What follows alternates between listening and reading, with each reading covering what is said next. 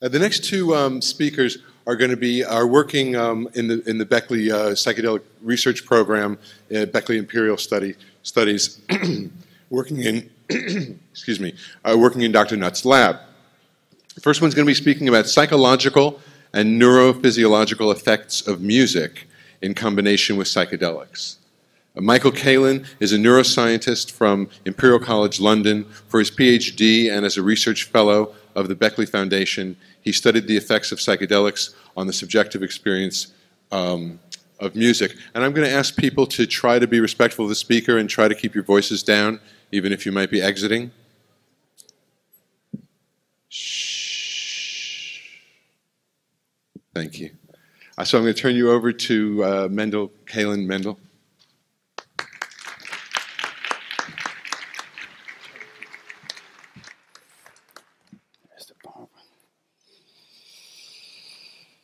Can everybody hear me?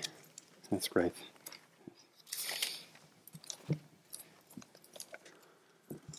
It feels really special to be here, and I really like to thank MAPS and the organization for giving me the opportunity to speak here.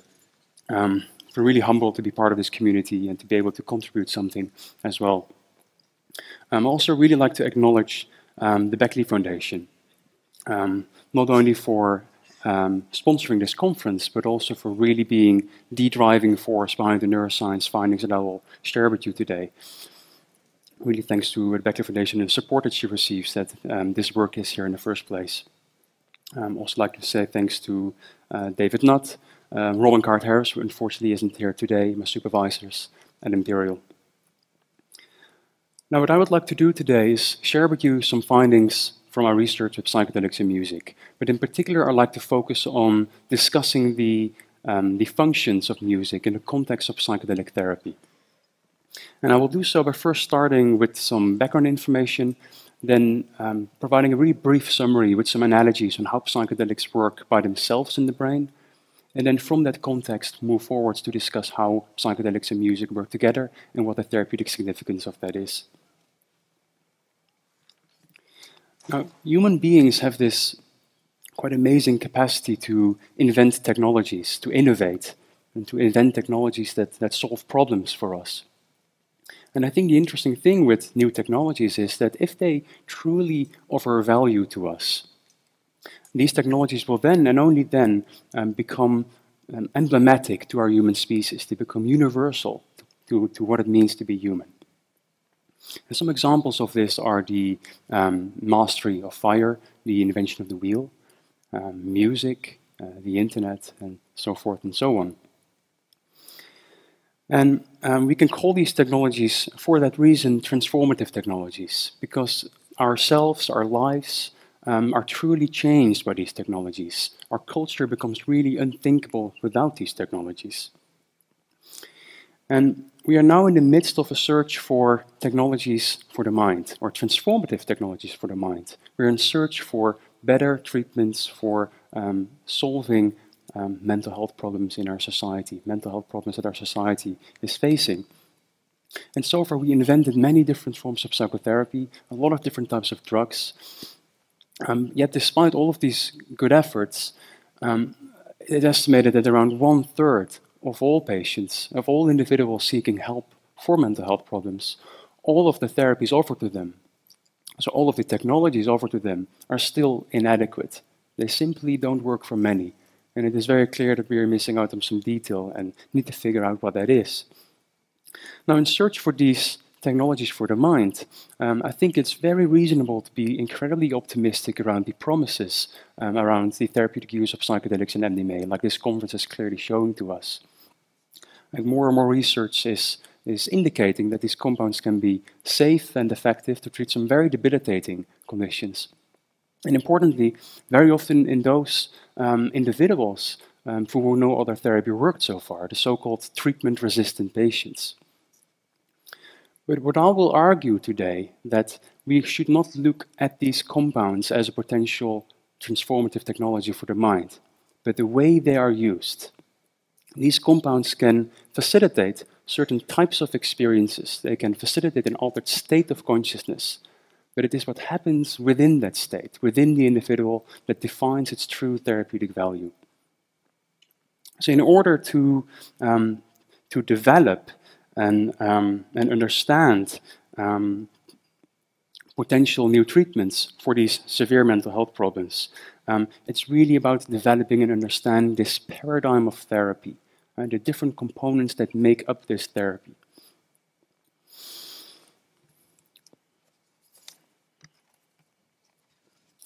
So what are these components that I'm referring to here? So, as most of us are familiar with, psychedelic therapy typically takes place in a non-clinical, comfortable environment. Individuals receive support from trained therapists before, during, and also after these sessions. But during the sessions themselves, once the drug is given, the individual is encouraged to focus the attention inwards instead, often with the aid of an eye mask, and then for the 4 to 8 hours they listen to music. Now this music is considered a very important component within the therapeutic procedure. And this paradigm of therapy is, when you look at all the studies, all the modern studies published so far, is really how it is being implemented these days. So when we look at these promising findings, these acute and these sustained therapeutic effects that these studies are showing, given the prominence of music during those therapy sessions, it's really begging this key question: what is the therapeutic function of music in facilitating these changes, and what is happening within the minds of people that changes them? So let's start with the brain, and then move forward to some psychology research afterwards as well. And to answer this question, it's really important, first of all, to realize that one of the primary things that the brain evolved to do for us is to give meaning to our experience of the world, and to use that meaning making to maintain a balance, a physical, emotional balance. And through our whole lives, our brains continuously acquire new experiences, and these experiences are remembered. At least the important experiences are remembered and stored and organized into these constellations of neurons, these networks of neurons. And the main function of these networks of neurons are very much to function like something that we could call an inner roadmap. It's a hierarchy of rules and directions that determines how information is processed and what it means to us. And for the cognitive neuroscientists in the audience, this inner roadmap is, of course, an analogy to the framework of predictive coding. And to the psychologists in the audience, this analogy, of course, refers to the cognitive schemas and schema therapy. Now, the main purpose of this inner roadmap for us is to help to navigate this complex and always changing world we live in. And it is this roadmap also that individuals seek to change when they suffer, or like to learn how to use differently when they suffer and seek help in psychotherapy. An emerging view on how psychedelic drugs work in the brain, like Amanda and David also presented some data on, is that they temporarily dissolve this inner roadmap. Information that normally flows via these central hubs in the brain, these central junctions in the brain, can now suddenly travel more freely between these different parts of the brain. Now, to illustrate the therapeutic significance of this, let me use a simple analogy. And think of the brain as a hill covered in snow. And think of the information in the brain as sledges going down from that hill. And the more sledges go down that hill, the more a central trail will appear in the snow. And every time a new sledge will go down, almost like a magnet will it glide into this pre-existing trail. It becomes more and more difficult, if not impossible, to slide and to glide into a different direction. I think of psychedelics as temporarily flattening the snow of that hill. Right? So temporarily these trails disappear, and suddenly the sledges can more freely travel in all sorts of different directions, exploring new landscapes and literally creating new pathways. Now, by temporarily dissolving this roadmap that the mind normally operates on, psychedelics seem to bring the mind into a more flexible state, and also a more malleable state, making it more easier to carve out these new pathways in the snow.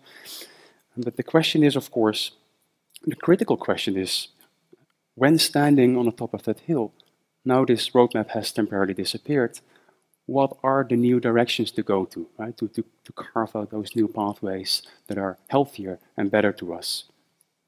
This highly flexible state of mind also means that the mind is more easily influenced by the stimuli it is exposed to. And this is one of the primary reasons why the environment, the setting in which these experiences take place, have an incredibly strong impact on the types of experiences that you will have with it. Now, this heightened sensitivity for the environment is not a problem, but a therapeutic opportunity. And one of the primary reasons why music was originally introduced in this therapeutic procedure in the first place, I will quote a prominent psychedelic researcher from the 60s, saying, "Very often, sounds which normally have no particular aesthetic appeal were heard in a most unusual manner. Subjects who were indifferent to the music were enthralled by it. This property of the experience is very useful in bringing out the psychedelic reaction. Carefully selected music can be very powerful in altering the subject's mood and associations." Now, music became a very central component in psychedelic therapy, with the belief that from the diversity of experiences that psychedelics can produce, music can steer the experience into more therapeutically meaningful directions. And I will now continue to share some of our study findings that tested some of these claims. So in one of our first studies, what we did was we studied the effects of LSD on music-evoked emotion. And one of our primary findings there was that the music-evoked emotions are experienced more intense under the influence of LSD. And these included emotions typically associated with peak experiences, so feelings of wonder and feelings of being in awe or feelings of self-transcendence. Now, in a subsequent study, we replicated these findings, but then also studied the brain listening to music, or the individual listening to music, under the influence of LSD. And we used fMRI to study the associated brain changes with that. And what we did was, more specifically, we looked at the different acoustic features in the music, so the different frequency bands, the rhythmicity, the major keys, the minor keys, and so forth and so on. And what we found was that the most pronounced and most meaningful changes seemed to occur to something that we call timbre, or the tone color in the music. And these changes also occurred in interesting brain networks, networks associated with the regulation of emotion and the attribution of meaning and emotion to sound. And we also associated these changes with music-evoked emotion, and we found that the stronger the response to the timbre in the music was in the precuneus, in the inferior frontal gyrus, also known as Broca's area, the stronger these emotions related to peak experiences were. Now, another reason why music was originally introduced in psychedelic therapy was that it was believed that it could change and modulate the imagery that people see with their eyes closed. And again, I quote some researchers from the 50s and the 60s. Some researchers said the following: "Frequently, whole sequences unroll before the patient's eyes, as though they had been stored on a microfilm." Another researcher said, "Music can be an effective stimulus in helping to bring out affectively or emotionally charged memories." So we studied this and looked at the underlying brain mechanisms of these phenomena. And what we found was that the combination, and only the combination between LSD and music, modeled as an interaction effect, increased the amount of information flowing from a region called the perihippocampus, or displayed in blue, which is specialized in the construction of complex images and personal memories, towards the visual cortex. So the more information was flowing from the perihippocampus to the visual cortex, the stronger the interaction effect was. And we correlated the magnitude of these changes with changes in ratings for complex imagery and personal memories. And we found that the more information was flowing in that direction, the stronger people experienced complex imagery and personal and autobiographical memories. And the big question, of course, that I think many of you are also asking here is, how do these effects play out in the therapeutic context, right? Because these are healthy volunteers. It's an MRI environment that these studies take place. So as both Amanda and David also presented, and Leo will present more data on as well after my talk, is we ran a clinical trial led by Robin Card-Harris, where we provided psychedelic therapy for patients with treatment-resistant depression. using psilocybin. And I designed the music playlist for that study. And what we did was we interviewed patients after their experience, specifically about their experience with the music. And I'll right now present some of the summary findings of that study, because there was a lot of information in there, of course, as you can imagine. We identified certain themes, first of all. And one of the most prominent themes in 88% of the patients was that music seemed to intensify the experience. And this included experiences of enhanced emotionality, enhanced imagery, and also changed imagery as well. Another frequent theme was the experience that music provided a source of personal guidance. And this included themes like the music being in harmony with the internal emotional state. We call it resonance. And it also included themes like the music providing a sense of being on a journey, as if the music carried the individual and brought them forward and transported them into new directions. I'm using their own words here. And also, the music was very often found to provide a sense of grounding and a sense of safety within the experience. And this is very much related to the other theme that we identified, is that many individuals reported that the music was able to help them to feel more calm, both physically and mentally. And finally, what we also found that some patients reported that their own attitude of openness towards the music-evoked experience felt important to find some kind of therapeutic resolution within the experience. And also many patients reported that music was helpful in engendering those feelings of openness. Now, these were all positive experiences, and we call these welcomed experiences. But very important is also to note that we found experiences that were unwelcomed. And we identified some interesting polarities here. First of all, some individuals also reported that some music created or enhanced emotions or imagery that were unwanted. Examples are enhanced tearfulness or feeling overwhelmed by emotional pain that the music was activating in them. Very interesting as well was that some individuals reported, instead of the music feeling as a source of guidance, that the music felt as a source of misguidance, as if it would lead them astray, and as if it would lead them onto a journey that was unsafe. And a very important part of this theme of misguidance was that also individuals reported that sometimes the music was out of sync with their experience. We called it a dissonance between the music and their own internal dynamic emotional states. And finally, in contrast to openness, we found that some people expressed a strong sense of resistance towards the music-evoked experience, a sense of rejecting the music and the music-evoked experience. Oh, what's happening here? Okay, sorry. Okay.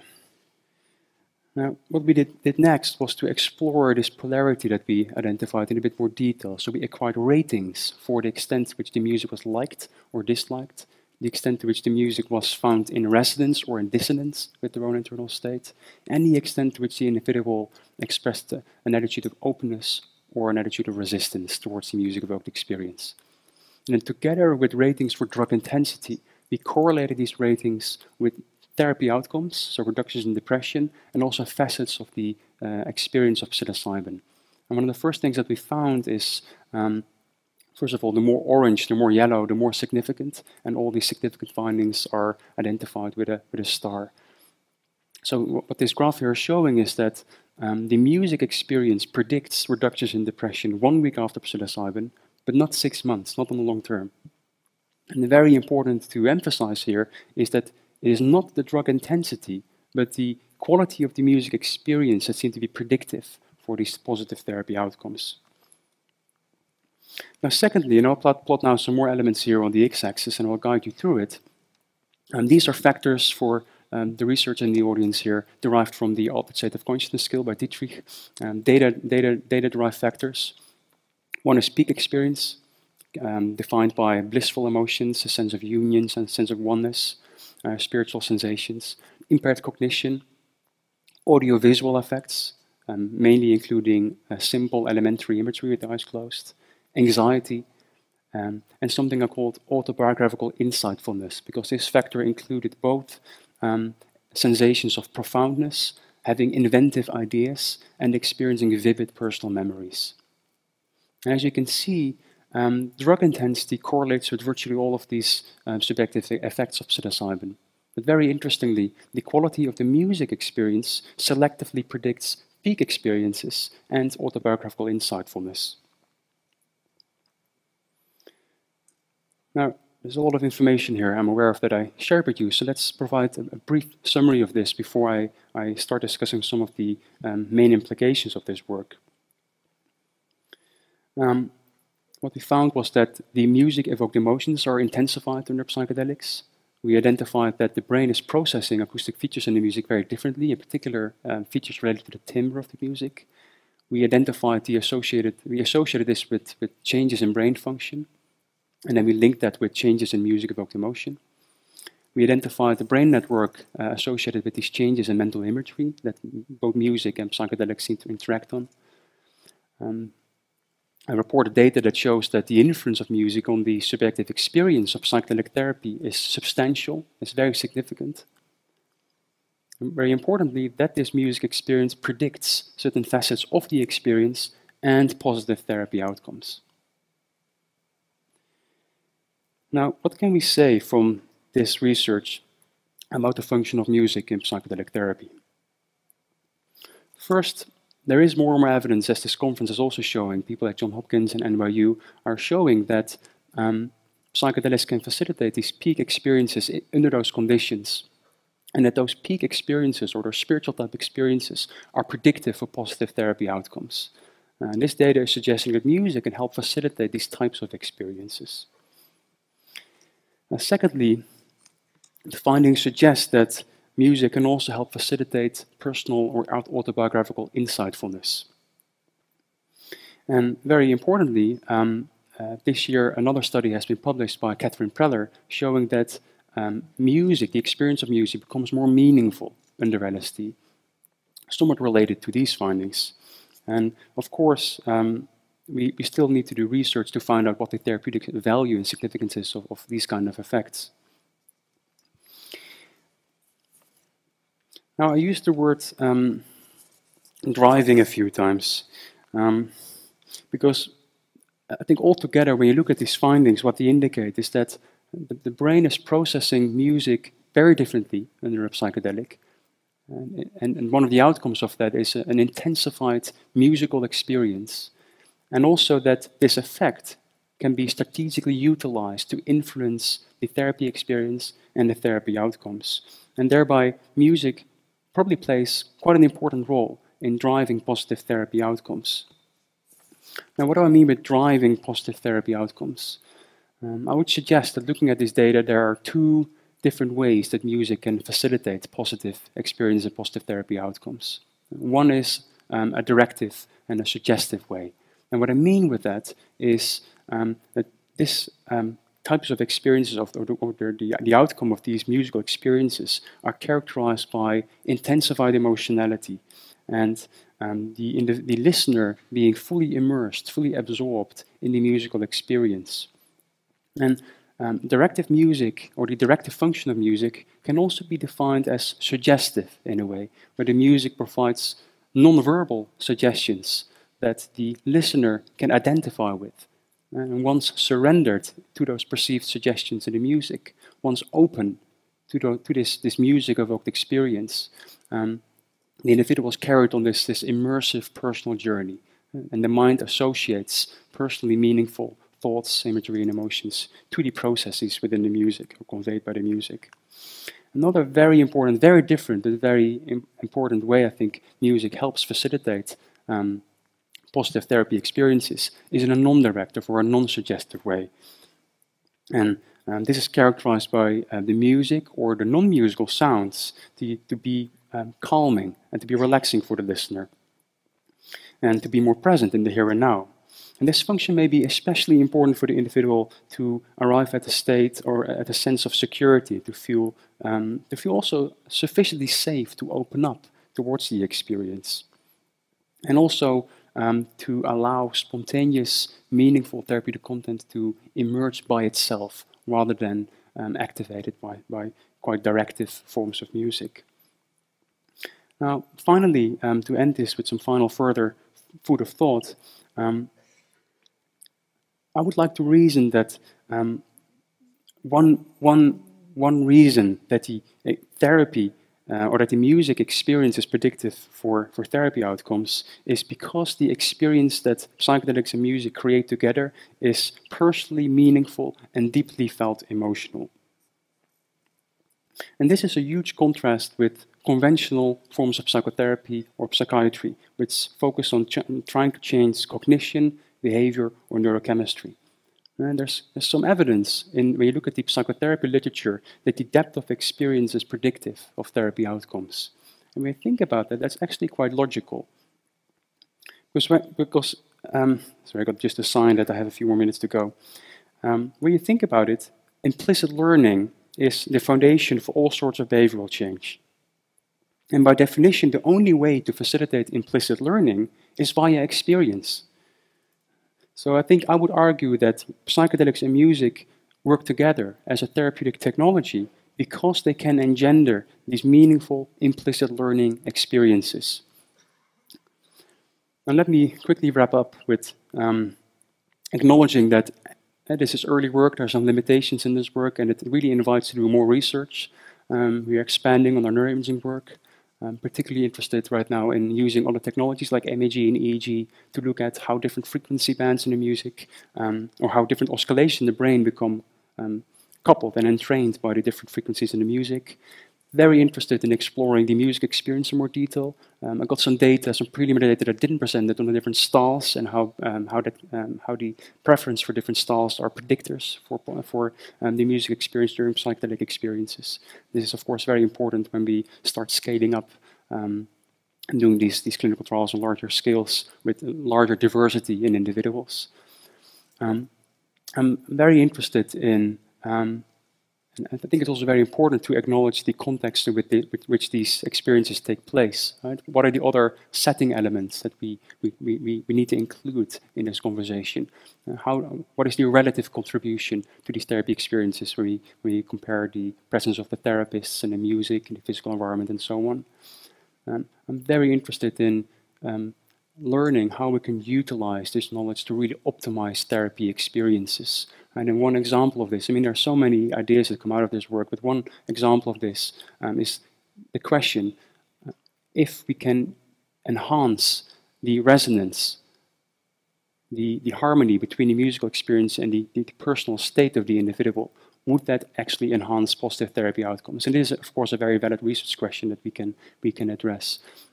Very strongly related to that, I'm focusing a lot on this idea of developing tools for therapists to use and for individuals before and after the experience to feel prepared and to be able to integrate their experience in daily life. And I'm working together with some notable artists and engineers on this. And if this idea resonates with you, please connect with me and we can continue that conversation. Finally, some final propaganda for one of our recent projects, psychedelicsurvey.com. Please check it out. We have 1,000 participants within a month signing up, trying to sample data from people going on retreats and taking psychedelics in their own initiative, which is a huge opportunity. I think we're able to sample that data using smart technologies. Because it's such a large data set, we can ask really unique questions. I think I'm slightly over time, so I apologize for that. Thanks a lot for all your attention. Thanks also to this team of people that have been involved. Thanks for the therapists that have been engaging with over the last period, who've been really meaningful as well in forming some of these ideas. Thanks to Leo, who will speak next. Chris, who will also give a presentation about DMT, and Rosalind as well. Thanks, everybody.